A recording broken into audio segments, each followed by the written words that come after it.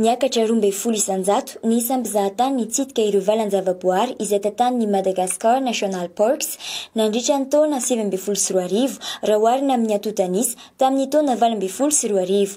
Nampahafatary ny tompon'andraikitra ao amin'ny MNP fa nahatratra 7,707 alina sy 4 hetsy ny mpitsidika ireny toerana ireny tamin'ny vanim-potoana voatondro io.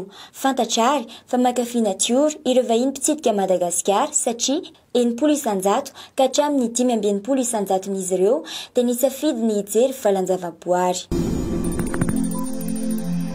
Tsy navela miantso natao Nosy Be omaly 13 Febroary ilay sambo mpitondra mpizahatany Son Princess noho ny fiarovana amin'ny mety ho fianaky ny valanaretina coronavirus no antony andraisana izao fepetra izao. Raha ny fanazavana nomeny tompon'andraikitra iray teo anivon'ny ministeran'ny fahasalamam-bahoaka dia nasaina Naverina ity sambo lehibe izay nitondra mpizahatany hatrany amin'ny 2 arivo ity. Marina fa niainga avy tany Phuket, Thaïlande ity sambo lehibe mpitondra mpizahatany ity ny voalohany volana Febroary lasa teo. Efa avy nandalo tao Sri Lanka sy tao Seychelles izy izao saika hijanona tao Nosy Be izao.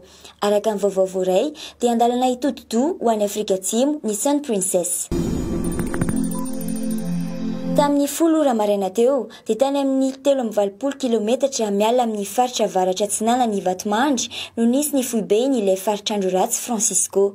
Mizotra manatsimo atsimo andrefany izy amin'ny hafainganam-pandeha 7 kilometatra isan'ora, 530 kilometatra isan'ora ny rivotra miaraka aminy ary arahana tafiotra 570 kilometatra isan'ora.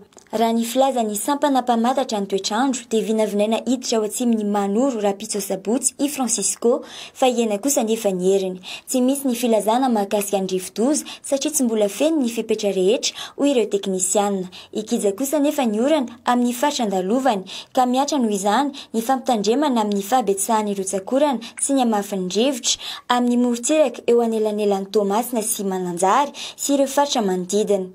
Hahatratra 10 hatramin'ny 70 kilometatra isan'ora ny tafio-drivotra. Entanina moa ireo mpampiasa ranomasina mba tsy handrika intsony.